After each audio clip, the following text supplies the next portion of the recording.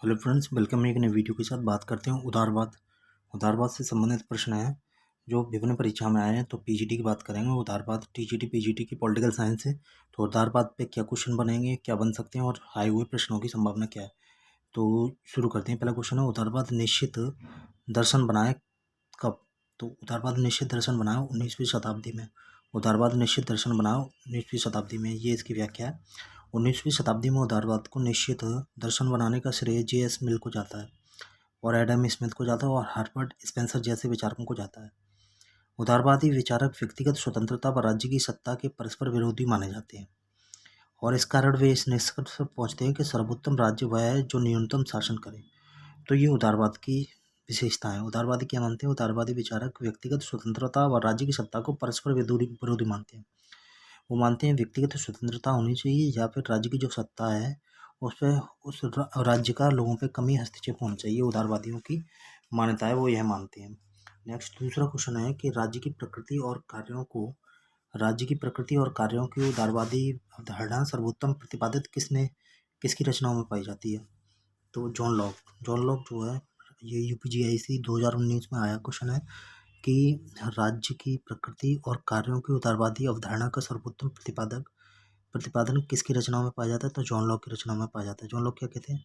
John Locke को उदारवाद का जनक माना जाता है। जॉन लॉक को उदारवाद का जनक माना जाता है। उदारवाद के विकास में जॉन लॉक की भूमिका पर प्रकाश डालते हुए एम सेलिगन ने the liberal politics of John Locke में लिखा है कि एक किताब लिखी गई। जॉन लॉक को उदारवाद का जनक माना जाता है, पहली बात। तो ये प्रश्न जो है राज्य की प्रकृति और कार्यों की उदारवादी अवधारणा का सर्वोत्तम प्रतिपादन करता है। तो ये रचना किस में पाई जाती है? जॉन लॉक की। तो दूसरी बात यह है कि व्याख्या में जॉन लॉक को उदारवाद का जनक माना जाता है। उदारवाद के विकास में जॉन लॉक की भूमिका पर प्रकाश डालते हुए एम सेलिगर ने the liberal politics of John Locke में लिखा है कि लॉक ऐसा पहला राजनीतिक दार्शनिक था जिसने आधुनिक उदारवाद को चिंतन की विस्तृत और प्रभावशाली पद्धति के रूप में प्रस्तुत किया है। जिसने आधुनिक उदारवाद को चिंतन की विस्तृत और प्रभावशाली पद्धति के रूप में प्रस्तुत किया। लॉक की two treatises of civil government. तो लॉक ने पुस्तक लिखी है लॉक की two treatises of civil government, ऐसी रचना है जिसमें उदारवादी अवधारणा का सर्वोत्तम प्रतिपादन किया गया है। तो ये जॉन लॉक के बारे में, उदारवाद के बारे में। नेक्स्ट है, निम्न में से उदारवाद का जनक किसे माना जाता है। तो निम्न में से उदारवाद का जनक किसे माना जाता है? तो उदारवाद का जनक माना जाता है, वो माना जाता है जॉन लॉक को। तो जॉन लॉक को उदारवाद का जनक माना जाता है। तो व्याख्या देखते हैं। 17वीं सदी के प्रसिद्ध राजनीतिक विचारक जॉन लॉक को उदारवाद का जनक माना जाता है। लॉक ने अपनी कृति टू ट्रीटाइजेस ऑफ सिविल गवर्नमेंट के अंतर्गत ट्रीटीज ऑफ सिविल गवर्नमेंट के अंतर्गत राज्य शक्ति की देवी अधिकार के सिद्धांत का खंडन किया तथा राज्य को न्याय कहा, जिसका लक्ष्य लोगों को प्राकृतिक अधिकारों का संरक्षण कराना था। तो चौथा क्वेश्चन है, इंग्लिश उदारवाद में समष्टिवादी विद्रोह के प्रणेता कौन है। इंग्लिश उदारवाद में समष्टिवादी विद्रोह के प्रणेता कौन है? ग्रीन, ब्रैडले, बेल्सांके, सभी। तो यूपीजीआईसी में आया है, तो इसके सभी राइट आंसर है। नेक्स्ट है पांचवा क्वेश्चन, निम्न में से कौन सा सही वक्तव्य है। तो ये पेज पलटते हैं और वक्तव्य देखते हैं कि राइट आंसर इसमें क्या है। तो इसमें ये व्याख्या की गई है, क्या व्याख्या की गई है कि जो उदारवादी दर्शन है वो ये क्या करता है, व्याख्या करता है, किसकी करता है। तो ये एक समाजवादी राज्य एक उदारवादी राज्य को हो सकता है। तो राइट आंसर है इसका बी में क्या था? बी में ये दिया था कि बी में ये दिया है क्वेश्चन नंबर कि बी कहता है निम्न में से कौन सा सही वक्तव्य है। तो ये पूंजीवादी राज्य भी एक कल्याणकारी राज्य हो सकता है, ये राइट आंसर है पांचवे का। तो पूंजीवादी राज्य भी एक कल्याणकारी राज्य हो सकता है, ठीक है। तो इस तरीके से ये इसकी व्याख्या दी है। क्या व्याख्या दी है? एक पूंजीवादी राज्य भी एक कल्याणकारी राज्य हो सकता है। सर्वप्रथम कल्याणकारी राज्य की अवधारणा ब्रिटेन जैसे पूंजीवादी राज्य में अस्तित्व में आई।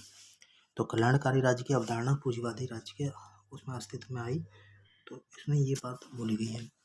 तो 1943 के बेवरेज रिपोर्ट में 5 महापुराइयों को अज्ञानता, अभाव, नशाखोरी, बीमारी और बेरोजगारी से निपटने के लिए राज्य की भूमिका पर बल दिया गया था। छठवां क्वेश्चन है कि नव उदारवाद के प्रवर्तक कौन है। तो नव उदारवाद के प्रवर्तक नौचेक हैं। क्या नव उदारवाद क्या है देखते हैं। तो नव उदारवाद समकालीन विश्व में हस्तक्षेप की नीति को फिर से लागू करने की बात करता है। नव उदारवाद समकालीन विश्व में हस्तक्षेप की नीति को फिर से लागू करने की बात करता है। यह कल्याणकारी राज्यों को आर्थिक विकास में बाधक मानता है। यह कल्याणकारी राज्यों को आर्थिक विकास में बाधक मानता है क्योंकि उसमें प्रतिभाशाली और कर्मठ वर्गों पर भारी कर लगाकर अयोग्य और अकर्मण्य लोगों का पोषण किया जाता है। क्योंकि इसमें प्रतिभाशाली और कर्मठ वर्गों पर भारी कर लगाकर अयोग्य और अकर्मण्य लोगों का शोषण किया जाता है, पोषण किया जाता है। यह विचारधारा संयुक्त राज्य अमेरिका और ब्रिटेन में विशेष रूप से लोकप्रिय हुई। इसके प्रवर्तक में रॉबर्ट नोजिक प्रमुख थे। तो इसका यूपीजीआईसी का क्वेश्चन है यूजीसी का कि नव उदारवाद के प्रवर्तक कौन थे। तो नव उदारवाद के प्रमुख नोजिक थे। तो इसकी व्याख्या है। नेक्स्ट क्वेश्चन है, क्वेश्चन नंबर 7 है कि परंपरागत उदारवाद, उदारवादी आदर्शवाद, हेगलवादी आदर्शवाद और मार्क्सवाद। तो ये पूछ रहा है कि किस तरह की इसमें काम किए गए हैं। तो सूची को सूची 2 से मिलाना है। तो राइट आंसर इसका बी है। राइट आंसर इसका बी है। देखते हैं बी में क्या है। तो ए का 3 है। ए का 3 से मिलाते हैं तो ये कहते हैं परंपरागत उदारवाद में आवश्यक बुराई को मान्यता दी गई है।